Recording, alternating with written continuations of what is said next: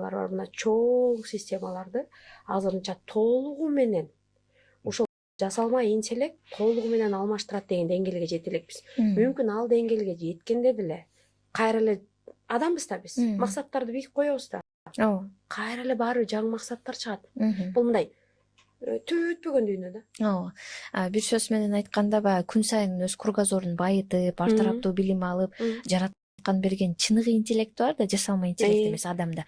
Ошону өнүктүрсө, ал жасалма интеллектти бар болгону өзүнө жардамчы, анан ишин жеңилдетүүчү, жашоосун жакшыртуучу бир каражат катары колдоно алат да.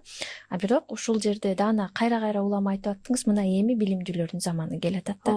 Эгер балдарын ар тараптуу окутпаса, билимдүү кылбаса, ал баласынан көрө роботту артык көрүп кеткен, мына ошол маселеге ойлонуш керек да ата-энелер.